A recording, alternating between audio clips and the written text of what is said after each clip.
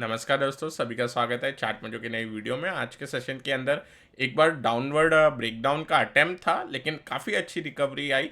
तो 15 minute chart पे चलते हैं। यहाँ पे हमें दिखाई दे रहा है कि मॉर्निंग में ओपन होते ही डाउनवर्ड प्रेशर बना मार्केट पे।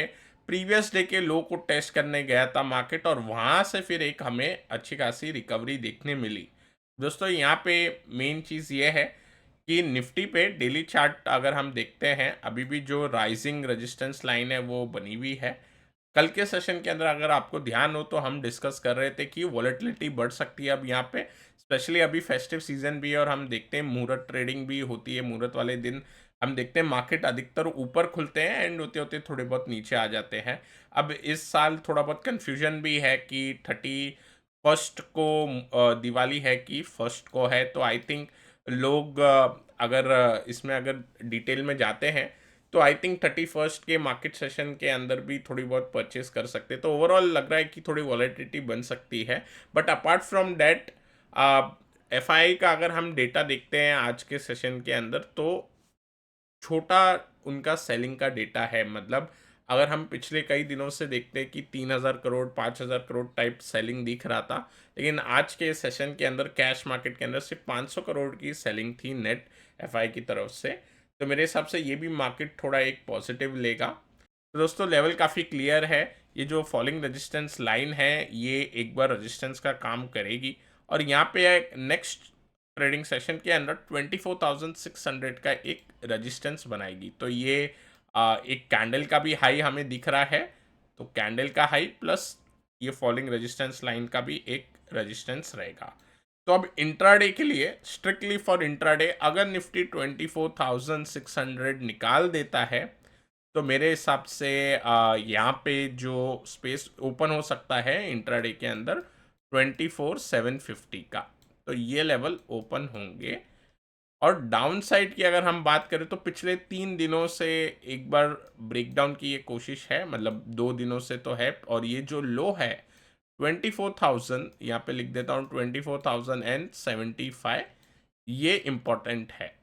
अब इसके नीचे जाएगा तो निफ्टी के अंदर फ्रेश डाउन डाउन मूव के लिए कोई ट्रेड सेटअप रहेगा। अदरवाइज निफ्टी यहाँ पे चॉपीनेस दिखा सकता है, यहाँ पे वोलेटिलिटी बनेगी। अभी बैंक निफ्टी ने आउट परफॉर्मेंस दिखाया है, निफ्टी पे लेवल आपको क्लियर हो गए हैं। और ऊपर के साइड फिर भी एग्रेसिव। अगर कोई बोलता है कि अब क्योंकि 2 दिन हैं इस महीने में, जो 2 ट्रेडिंग सेशन, उसमें से वेनेसडे कल बैंक निफ्टी की एक्सपायरी, फिर थर्सडे को निफ्टी की मंथली एक्सपायरी, और किसी को एग्रेसिव प्ले करना है, स्पेशली अगर ये जो फेस्टिव सीज़न है इसमें बाइंग होती है, पिछले कई साल का अगर डेटा देखते हैं तो देखा गया है।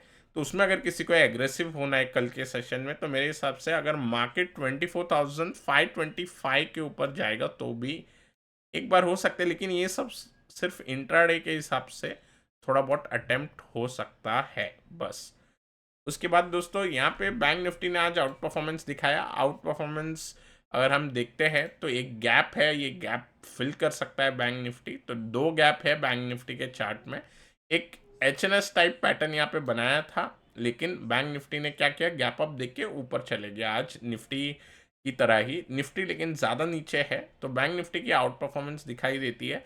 यहाँ पे अगर हम बात करें कल के सेशन में, अगर बैंक निफ्टी ये जो आपका 52,600 वाला लेवल निकालता है, तो मेरे हिसाब से गैप तो फिल होना चाहिए, जो कि सिर्फ 200 पॉइंट ऊपर है, 200-250 पॉइंट।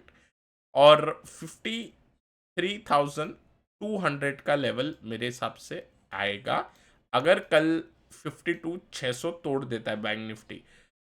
आज के दिन काफ़ी अच्छी मूव दिखाई, लेकिन अब कल बैंक निफ्टी की मंथली एक्सपायरी भी है। तो हो सकता है कि एक डोजी टाइप कैंडल भी बन जाए, क्योंकि हमने देखा है या तो एक्सपायरी पे डोजी कैंडल बनेगी, नहीं तो एक बहुत बड़ी एक अच्छी स्ट्रॉन्ग ग्रीन कैंडल या रेड कैंडल दिखाई देती है। तो कल के सेशन में देखते हैं फिर क्या होगा, लेकिन रेंज काफ़ी क्लियर है। फिलहाल के लिए डाउन साइड थोड़ा अवॉइड कर सकते हैं बैंक निफ्टी पे, और अपसाइड भी एग्रेसिव अवॉइड ही रहेगा, थोड़ा बहुत साइडवेज ही का है। लेकिन कल क्योंकि अगर मोमेंटम बनता है बैंक निफ्टी पे 52,600 टूटने के बाद, तो 53,200 तक के लेवल ओपन होंगे, जिसमें सबसे पहले 52,850 का गैप फिल है।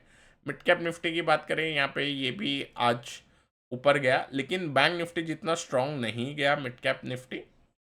और निफ्टी जितना भी अगर हम एक बात कहें तो इन लाइन विद निफ्टी इसको बोल सकते हैं हम।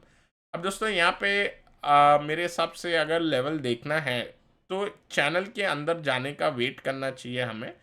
और एग्रेसिव लेवल अगर चाहिए तो मिड कैप निफ्टी पे 56,550 का अगर ये लेवल निकलेगा तो यहाँ पे एक बार मूव बननी चाहिए, थोड़ी बहुत एक बार रीटेस्ट वाली मूव बन सकती है।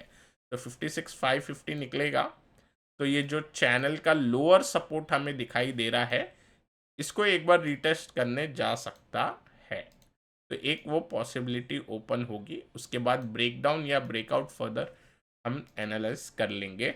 डाउ की बात करते तो यहाँ पे डाउ जो है वो थोड़ा स्ट्रॉन्ग होने की कोशिश कर रहा है ये ट्रेंड लाइन पे, लेकिन अगर ये फिलहाल इलेक्शन के उनके दिन काफ़ी पास आ चुके हैं, 5 तारीख को लगभग इलेक्शन होगा वहाँ पे, तो उस पर भी वॉलेटिलिटी बनेगी, एक हफ्ता ही रह गया है।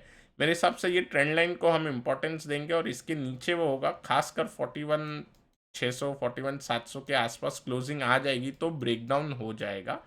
फिलहाल के लिए डाउ जो है वो साइडवेज में फंसा हुआ है। बॉन्ड यील्ड की बात करें, वन वे ऊपर जा रही है और डॉलर इंडेक्स भी ऊपर जा रहा है। ब्रेंट के अंदर ब्रेकडाउन बना हुआ है। ब्रेंट मेरे हिसाब से अगर ये पेनेंट पैटर्न को अगर हम देखते हैं तो पेनेंट पैटर्न एक्चुअली यहाँ तक हम ऐसे ड्रॉ करेंगे और इसको क्लोन करेंगे तो यहाँ पे आपको दिखाई देगा कि ब्रेंट के अंदर अभी लगभग 69.5 का लेवल पॉसिबल है। गोल्ड सिल्वर, आज धनतेरस वाले दिन गोल्ड ने फिर से एक नया हाई बनाया और सिल्वर भी अच्छा खासा 2% ऊपर है। तो यहाँ पे गोल्ड एंड सिल्वर के अंदर अच्छी बाइंग चालू है। और ग्लोबली अगर हम देखें, डॉलर अधिकतर आपने देखा होगा डॉलर इंडेक्स अगर ऊपर जाता है तो गोल्ड सिल्वर नहीं चलते, लेकिन इस बार डॉलर इंडेक्स ऊपर जा रहा है, बॉन्ड यील्ड भी ऊपर जा रहा है, आपके कमोडिटी के अंदर गोल्ड सिल्वर सब ऊपर जा रहे हैं। इनफैक्ट इक्विटी मार्केट भी ऊपर जा रहा है और इसके साथ ही साथ बिटकॉइन को हम नहीं भूलेंगे तो बिटकॉइन भी ऊपर जा रहा है। तो एक बार बिटकॉइन का चार्ट लगा देते हैं तो आई थिंक मार्केट जो है वो ट्रम्प की विक्ट्री को आई थिंक पहले ही फैक्टर इन करने की कोशिश करेंगे। हालांकि पोल्स के अंदर भी देखते हैं कि वही लीड में है। तो बिटकॉइन का एक बार चार्ट देखते हैं यहाँ पे। तो यहाँ पे देख सकते हैं बिटकॉइन भी नया हाई बना रहा है। हालांकि हम पर्सनली बिटकॉइन को एज एन इन्वेस्टमेंट व्हीकल की तरह नहीं फिलहाल देखते हैं, जस्ट ट्रैक करते हैं जिससे कि मार्केट का ओवरऑल एक बार बिहेवियर समझे, मार्केट सेंटीमेंट समझे, ग्लोबली क्या चल रहा है। तो यहाँ पे अगर देखें तो ये पैटर्न वैसे आपको पता ही है, एक फ्लैग पैटर्न का ब्रेकआउट देने की तैयारी है, लेकिन क्योंकि ये मंथली चार्ट है तो जब आप डेली पे जाओगे तो ये ही आपको एक चैनल पैटर्न की तरह या ब्रॉडनिंग वेज की तरह आपको दिखाई दे जाएगा। यहाँ पे इस तरीके से फॉलिंग ब्रॉडनिंग वेज का पैटर्न आपको ये दिखाई देगा।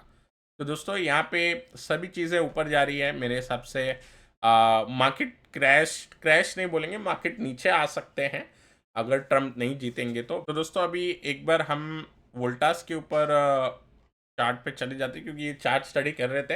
यहाँ पे ब्रेकडाउन की कोशिश थी लेकिन आज रिजल्ट आए। वैसे रिजल्ट अगर हम देखते हैं तो क्वाइट माइनर पॉजिटिव साइड बोल सकते हैं क्योंकि नेट प्रॉफिट के अंदर जंप है। बट अगर हम हेवल्स के साथ देखते हैं, हेवल्स से कंपेयर करते हैं तो हेवल्स के अंदर भी सेल्स लगभग 10% ग्रो हुई थी। यहाँ पे भी सेल 10% के हिसाब से ग्रो हुई है, लेकिन यहाँ पे प्रॉफिट ज़्यादा पिछले साल के सेम क्वार्टर में जो प्रॉफिट है और इस क्वार्टर के अंदर जो प्रॉफिट है Q2 में वो थोड़ा ज़्यादा है इस बार।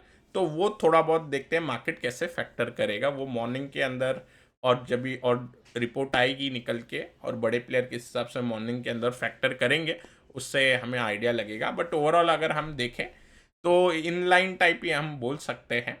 बाकी लेटेस्ट सी मार्केट कैसे ओपन होता है, इस वजह से मोस्टली थोड़ा बहुत अगर देखें तो ये मार्केट कंडीशन के हिसाब से स्प्रेड के थ्रू हम पोजीशन बना सकते हैं। स्प्रेड के अंदर ज़्यादा अगर रिवर्स भी होता है तो ज़्यादा हमें इशू नहीं होता। बाकी बजाज ऑटो एक डिस्कस कर रहे थे हम। बजाज ऑटो के अंदर नीचे का साइड का एक बार ब्रेकडाउन देखने मिला, लेकिन इसको जस्ट हम चार्ट स्टडी की तरह नहीं, एक जस्ट हम एग्जांपल की तरह ले रहे थे कि किस हिसाब से इसके अंदर सेलिंग प्रेशर बना हुआ है। तो आज लगभग ये अपने 200 डेमा एक बार लगा लेते हैं। 200 डेमा से फिर भी थोड़ा दूर था। 9650 तक गया और 9850 इसका इम्पोर्टेंट लेवल था, वहाँ तक ही ये एक बार क्लोज हो गया। तो यहाँ पे भी एक बार देख, इसको भी काउंटर एज अ विजिट करते रहेंगे, बट ओवरऑल ये 200 डेमा के आसपास सपोर्ट लेने की कोशिश करेगा। लास्ट टाइम का बेस जैसा बना था वैसा कुछ बेस बना सकता है। और दोस्तों नया काउंटर फिलहाल हम स्टडी नहीं करेंगे, जैसे मैंने आपको बोला था कल के सेशन में, ये 2-3 दिन जाने देंगे। मंडे को नया काउंटर पे चार्ट स्टडी करेंगे, लेकिन कल के वीडियो के अंदर फंडामेंटली जो अच्छे काउंटर है और जो लग रहे हैं कि जिनका बिजनेस भी थोड़ा बहुत लॉन्ग टर्म में स्टेबल रहेगा, उनके ऊपर ज़रा चर्चा करेंगे। तो दोस्तों मैं आशा करता हूँ आपको ये वीडियो पसंद आया होगा। पसंद आया तो लाइक करें, नए हमारे चैनल पे तो सब्सक्राइब करना ना भूलें। Till then take care, I will meet you in the next video.